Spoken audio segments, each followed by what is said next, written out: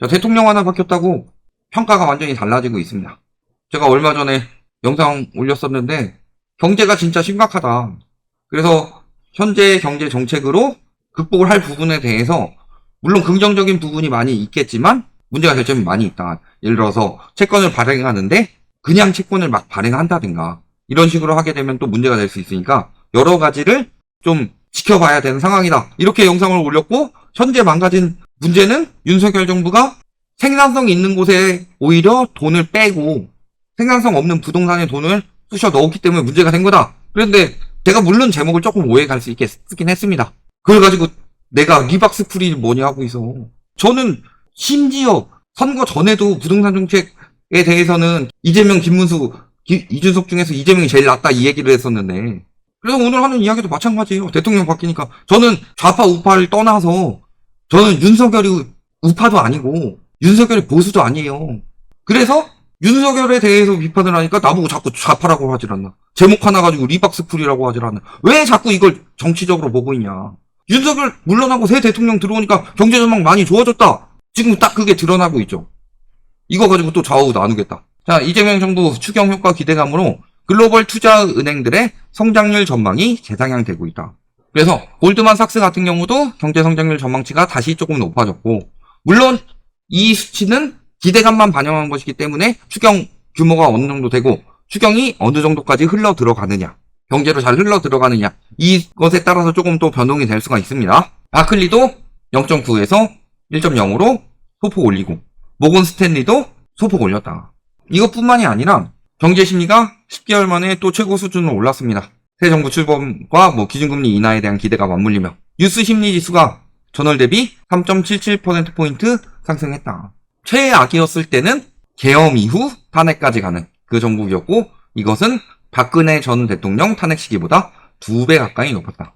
이렇게 경제 성장에 대한 기대감이 국내뿐이 아니라 국외에서도 엄청나게 바뀌고 있습니다.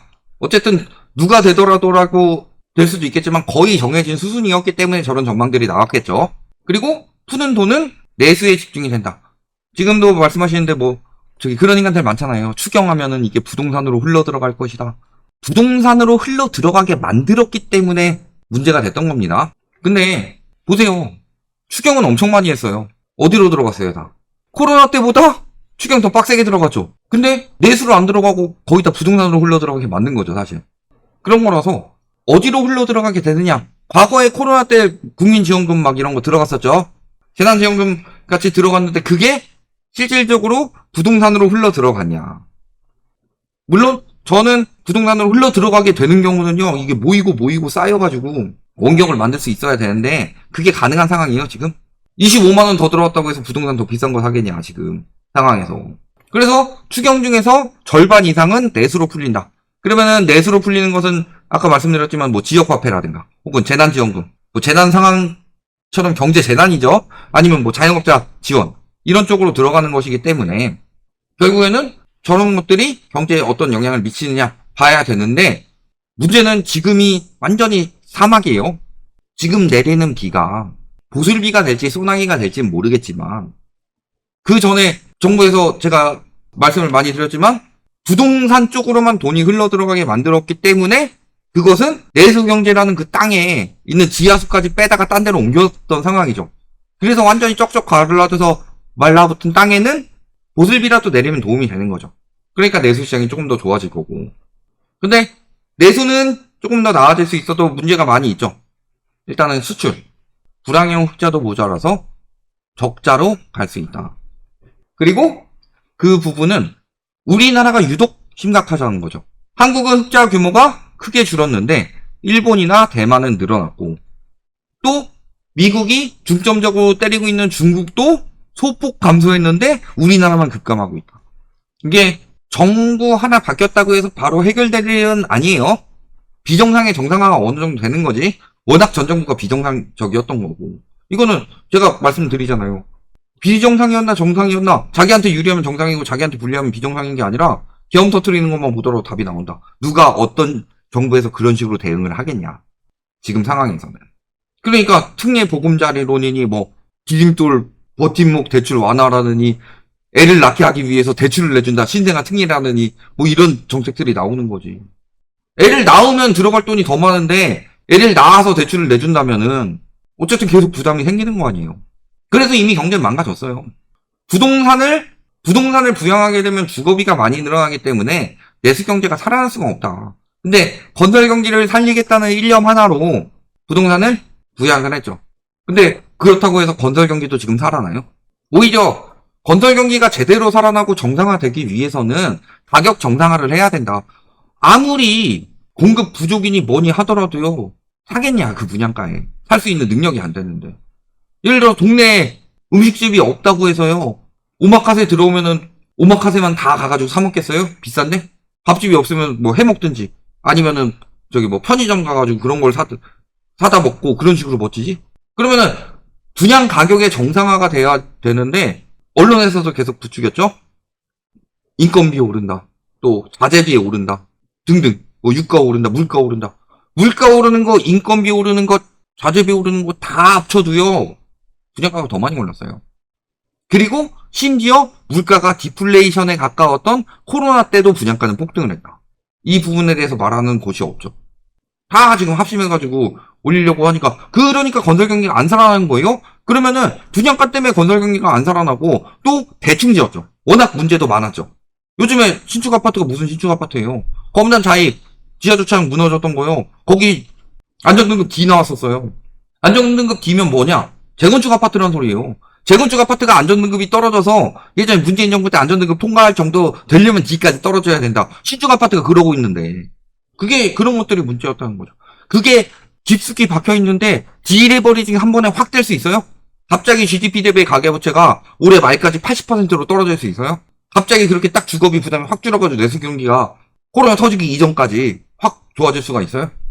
수출 지금 미국에서 관세 때리고 있고 그것 때문에 우리나라 수출 감소하고 있죠? 자꾸 이거 가지고 뭐 환율 건드려가지고 할 거라고 하는데 우리나라 환율 때문에 걸린 게 아니에요? 미국에 대한 무역 수지랑 세계에 대한 무역 수지 때문에 걸린 거지.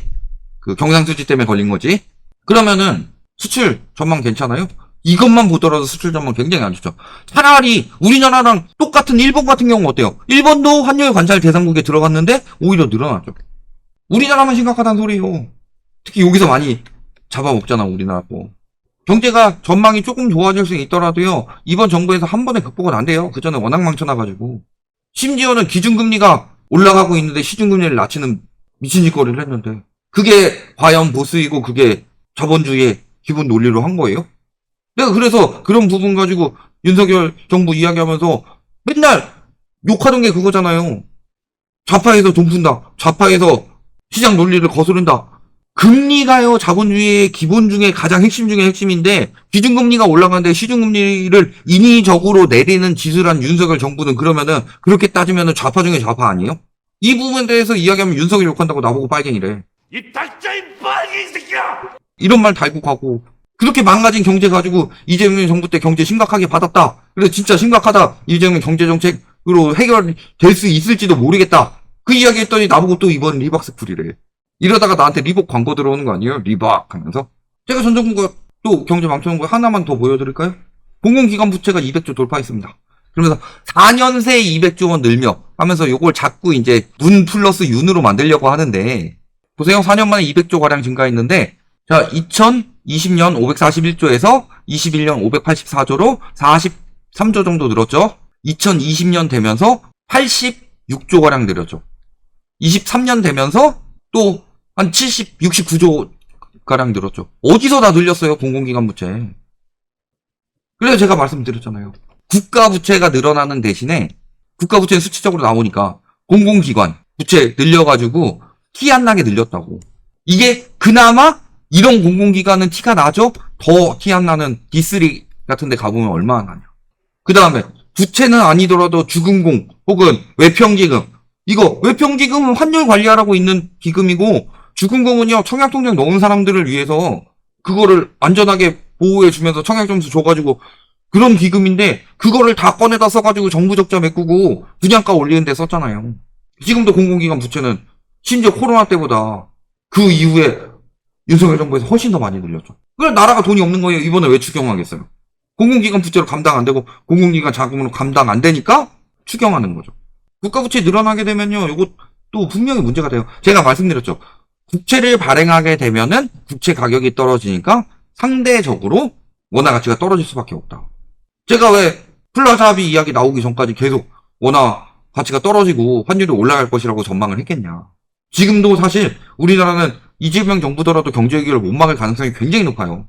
이거는 윤석열 정부 깽판뿐만이 아니라 그 전부터 전세자금 대출부터 시작됐던 고질적으로 쌓였던 부동산 시장의 문제 때문에 말씀드렸죠. 폭락해서 망하는 게 아니라 폭등해서 생기는 문제들이 폭락할 때 나타난다. 내가 과소비를 하면은 그 빚을 갚을 때 다 드러나듯이 지금 우리나라가 그 빚을 갚아가야 되는 상황이에요. 버틸 수 있겠어요? 그나마 윤석열 정부가 계속 하는 것보다 훨씬 나아졌으니까 2년 더 말아먹었으면 큰일 났는데 2년 전부터 오히려 하니까 그나마 다행인 거고 그나마 경제 전망이 나아지고 있는 거지. 이런 이야기하면 또 좌파라고 하겠지. 말씀드렸지만요. 좋은 놈, 나쁜 놈, 이상한 놈 있잖아요. 보수인 놈, 진보인 놈, 이상한 놈이에요. 윤석열 정부는. 그게 지금 더 망가질 경제가 그래도 전망이 나아지고 있는 거다. 대통령이 바뀌어서. 얼마나 극복할 수 있을지는 조금 더 지켜봐야 되겠지만 그래도 해외 평가가 좋아지고 있고 그다음 내수 기대감이 살아나고 있다는 것은 매우 긍정적인 반응이다. 그것을 이제 제대로 이끌어 나가기 위해서는 주거비 부담을 줄이고 주거로 과잉되게 들어가고 있는 대출이 생산성 있는 소비로 어느 정도 들어가게 하느냐. 이것이 관건이 될 것이다. 여기까지 말씀드리겠습니다.